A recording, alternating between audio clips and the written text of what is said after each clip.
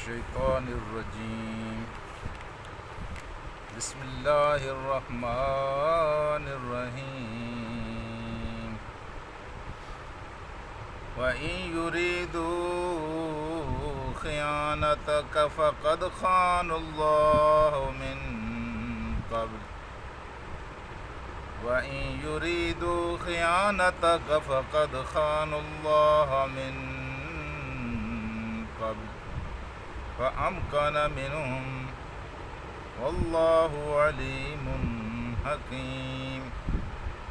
إن الذين آمنوا وهاجروا وجاهدوا بأموالهم وأنفسهم في سبيل الله والذين أووا ونصروا أولئك بعضهم أولياء بعض. صدق اللہ العلی العظیم. رفقائے محترم، بدر کی لڑائی سے پہلے تو شاید ان کو علم نہیں تھا کہ وہ کس طاقت کے ساتھ لڑنے کے لیے جا رہے ہیں، کس کے ساتھ ان کا مقابلہ ہے. اور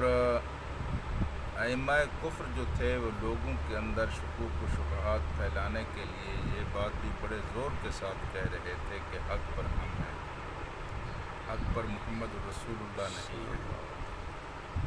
بلکہ وہ کہہ رہے تھے کہ وہ تو ہماری قومی مجرم ہیں. انہوں نے ہماری ایک شاندار تہذیب کے اندر آ کر ایک اضطراب پیدا کر دیا ہے، بھائی کو بھائی سے لڑا دیا ہے، ساری معاشرت کو تل پٹ کر دیا ہے. اس لیے ہم حق پر ہیں، حق پر محمد رسول اللہ نہیں ہیں. لوگوں کو اسی بات کے اوپر انہوں نے اکسایا اور 1000 کا لشکر انہوں نے تیار کیا. اور اس بات کو مزید پکا کرنے کے لیے جب وہ روانہ ہونے لگے تو آپ اندازہ لگائیں کہ ابو جہل کعبے کی دیواروں کے ساتھ چمٹا اور اس کے غلاف کو پکڑ پکڑ کر اونچی آواز میں دعائیں کرنے لگا کہ اللہ تعالیٰ جو ہم میں سے حق پر ہے اس کو زندہ رکھ، اور جو ہم میں سے حق پر نہیں ہے اس کو تو ہلاک کر دے. تو اس کا مطلب یہ ہے کہ اس جنگ سے پہلے انہوں نے لوگوں کو یہ یقین دلایا تھا کہ یہ جنگ ہماری ان اپنے سرکشوں اور باغیوں اور اپنے دین سے منحرف لوگوں کے ساتھ ہے جنہوں نے اپنے باپ دادا کے دین کو چھوڑ دیا ہے، اور جو یہاں سے جا کر ایک قسم کے نعوذ باللہ انہوں نے کہا بھگوڑے بن کر وہاں جا کر بیٹھے ہیں، اپنے خاندان کے اپنے دین کے وہ باغی ہیں، ان کے ساتھ لڑنے کے لیے چاہ رہے ہیں. لیکن بدر کی لڑائی کے بعد تو سب کو معلوم ہو گیا اور آج تک معلوم ہو رہا ہے کہ یہ لڑائی صرف محمد رسول اللہ اور اصحاب کے ساتھ نہیں تھی. یہ لڑائی دراصل اللہ کے خلاف تھی، اللہ کے فرشتوں کے خلاف تھی. یعنی وہاں بالکل لوگوں نے بچشم خود دیکھا کہ اللہ کے بھیجے ہوئے فرشتے ان کے ساتھ لڑ رہے تھے. ایک صحابی کہتے ہیں کہ میں ایک کافر کا تعاقب کر رہا تھا اور پھر میں نے دیکھا کہ اس کافر کو کسی نے میرے آگے کسی نے جا کر ایک زور سا کوئی دھکا دیا ہے یا تلوار ماری ہے تو وہ کافر گر پڑا، اور کافر جب گرا تو وہ ناک کے بل گرا اور اس کا بالکل چہرہ یوں سمجھے کہ ریزہ ریزہ ہو گیا. تو مجھے سمجھ نہیں آئی کہ کس کو اس نے مارا اور کس نے اس کو مارا اور کون تھا مارنے والا. اس نے کہا بھی صحیح کہ حذیل اس طرح کا نام تھا کہ آگے بڑھ. ہاں جی، یہ آواز بھی میں نے سنی. دراصل پھر جب صبح کو اس واقعے کا تذکرہ انہوں نے رسول کریم صلی اللہ علیہ وسلم سے فرمایا، اس صحابی سے آپ نے کہا کہ تو ٹھیک کہتا ہے، یہ نام جو تو لے رہا ہے دراصل یہ اللہ کے فرشتے کا نام ہے. اللہ نے تیسرے آسمان کے فرشتے تمہاری مدد کے لیے بھیجے ہیں اور اللہ کے فرشتے یہ تمہاری مدد کرتے رہے. تو اس جنگ میں پھر دیکھ لیا تھا ان لوگوں نے کہ یہ جنگ محمد رسول اللہ اور آپ کے ان خاک نشین بھوکے دسے اور تھوڑی تعداد میں تھوڑے وسائل رکھنے والے اصحاب کے ساتھ نہیں ہے. یہ جنگ دراصل ان کی کس کے ساتھ ہے؟ اللہ کے ساتھ ہے. تو اب کہا جا رہا ہے کہ اگر انہوں نے یہ چیز دیکھ رہی ہے اور اس دیکھنے کے بعد بھی ان یرید خیانت کا اگر یہ آپ کے ساتھ پھر خیانت کرتے ہیں، آپ کے ساتھ پھر خیانت کرتے ہیں، مقصود یہ ہے کہ یہ وفا نہیں کرتے، اتنی بڑی چوٹ کھانے کے بعد اور اتنا بڑا صدمہ اٹھانے کے بعد اور اتنی شکست سے دوچار ہونے کے بعد اور اللہ کی اتنی واضح ظاہر باہر نصرتیں آپ کی پشت پر دیکھنے کے باوجود بھی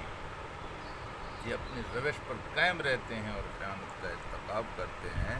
تو فقط خان اللہ من قبل، اس سے پہلے بھی یہ جرم کر چکے ہیں اور اس جرم کی سزا ان کو مل چکی ہے، اللہ کے ساتھ یہ خیانت کر چکے ہیں۔ ہوا پھر ان کے ساتھ کیا ہے؟ فَأَمْكَنَ مِنْهُمْ، اللہ نے گرفتار کر کے ان کو آپ کے سامنے لا کر ڈال دیا۔ اللہ کے ساتھ لڑائی کوئی نہیں جیت سکتا، اللہ کے ساتھ مقابلہ کوئی نہیں کر سکتا۔ اللہ جب انتقام لینے پہ آئے تو صرف وہی اپنے انتقام سے بچا سکتا ہے، کوئی دوسری ہستی، کوئی دوسری طاقت، کوئی دوسرا ذریعہ ایسا نہیں ہے جو اللہ کے انتقام سے انسانوں کو یا قوم کو بچا لے۔ تو انہوں نے اللہ کے ساتھ خیانت کی، فَأَمْكَنَ مِنْهُمْ، اللہ نے ان کو گرفتار کر کے آپ کے سامنے لا کر رکھ دیا ہے۔ اور وَاللَّهُ عَلِيمٌ حَكِيمٌ، اللہ تعالیٰ جاننے والا بھی ہے اور اللہ تعالیٰ حکمت والا بھی ہے۔ اللہ کو علم بھی ہے کہ کس کو کہاں اور کس جگہ پکڑنا ہے،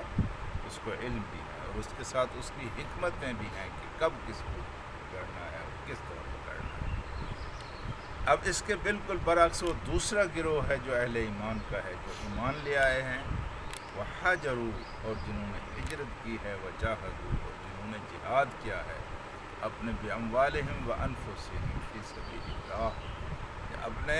جانوں کے ساتھ جہاد کیا ہے، اپنے مالوں کے ساتھ کیا ہے، اور کیا ہے اللہ کے راستے میں، فی سبیل اللہ، اللہ کے راستے میں۔ جہاد ہمیشہ ہوتا ہی اللہ کے راستے میں ہے۔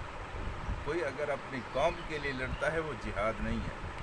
کوئی اپنے وطن کے لیے لڑتا ہے وہ جہاد نہیں ہے، کوئی اپنی عزت کے لیے لڑتا ہے وہ جہاد نہیں ہے، الا یہ کہ اسلام نے اس کا حق قائم کر دیا۔ ہاں جی، حق قائم، اسلام نے اس کی اجازت دی، اسلام نے اجازت دی اپنے وطن کی حفاظت کرو، اس وطن کی جو اسلام کے نظام کے لیے بنا ہے، تو اس وطن کی حفاظت کو اتنا اہم ثواب کا کام ہے کہ ایک رات بھی انسان اس کے لیے جاگا ہو تو پتہ نہیں اللہ تبارک و تعالیٰ اس کے لیے کیا کیا اجر رکھتا ہے، دوزخ کیا اس کے لیے حرام کر دیتا ہے۔ اس طرح اپنے عزت کے لیے اللہ نے حکم دیا ہے، لیکن جہاد جو ہے اللہ کے حکم کے مطابق ہے، جہاں اللہ حکم دے وہاں جد و جہد کرو، اپنی جانوں کے ساتھ کرو، اپنے مالوں کے ساتھ کرو، اللہ کے راستے میں کرو۔ اور والذین اوّم النصروا، اور وہ لوگ جنہوں نے پناہ دی، اوّا پناہ دینا کسی کو، ہاں جی، علم یجد کا یتیمن فآوا، وہاں لفظ آتے ہیں کہ اللہ پاک نے آپ کو یتیم بنایا تھا، پھر آپ کو اس نے وہ ٹھکانہ نہیں دیا۔ تو جنہوں نے جہاد کی ہے اور ہجرت کی ہے، اور پھر ہجرت کرنے والوں کو جنہوں نے پناہ دی ہے، یعنی مہاجرین کا ذکر بھی آ گیا، اور مہاجرین کے ساتھ انصار کا ذکر بھی آ گیا۔ اللہ پاک نے فرمایا بعضهم اولیاء بعض، یہ بڑے شاندار قسم کے لوگ ہیں، یہ ایک دوسرے کے ساتھی ہیں، یہ ایک دوسرے کے رفیق ہیں۔ مہاجرین و انصار میں کوئی فرق نہیں ہے، بھائیوں اور بھائیوں میں فرق ہو سکتا ہے، لیکن ایمان کے رشتے سے جڑے ہوئے یہ جو عظیم الشان انسان ہیں، ان کے درمیان کوئی فرق نہیں ہے، ان کی رفاقتیں، ان کی محبتیں مثالی ہیں، اور اگر کوئی ان کے درمیان رخنہ ڈالنا چاہے گا تو وہ رخنہ نہیں ڈال سکے گا۔ یہ اللہ کے محبوب لوگ ہیں، وہ اللہ کے مغضوب لوگ تھے، ان سے اللہ نے بدلہ لیا ہے، ان کے اوپر اللہ نے رحمتیں کی ہیں۔ ہاں جی، یہ ایک گروہ ہے، وہ دوسرا ہے۔ تو میرے دوستو، یہ دونوں گروہ دنیا کے اندر رہے ہیں، ایک تو اللہ کی نصرتیں اور اللہ کی تائیدیں حاصل رہی ہیں، اگرچہ وہ کمزور اور ضعیف تھے، اور دوسرا گروہ جو ہے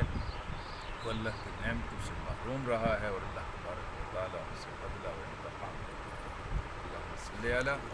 سیدنا و مولانا محمد وعلی آل محمد کما صلیت علی ابراہیم وعلی آل ابراہیم انک حمید مجید۔ اللہم بارک علی محمد وعلی آل محمد کما بارکت علی ابراہیم وعلی آل ابراہیم اے اللہ ہمارے گناہوں کو معاف فرما، اللہ پاک ہماری غلطیوں سے درگزر فرما، اللہ تبارک و تعالیٰ دنیا و آخرت کی بھلائیاں نصیب فرما، دنیا و آخرت کے نقصان و خسران سے محفوظ فرما، اللہ پاک خاتمہ ایمان پر فرما،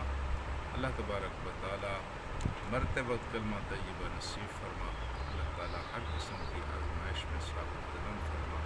اللہ پاک دنیا و آخرت کی رسوائی سے محفوظ فرما، اللہ تبارک و تعالیٰ سعادت کی زندگی عطا فرما، اللہ پاک شہادت کی موت نصیب فرما، صلی اللہ تعالیٰ علیہ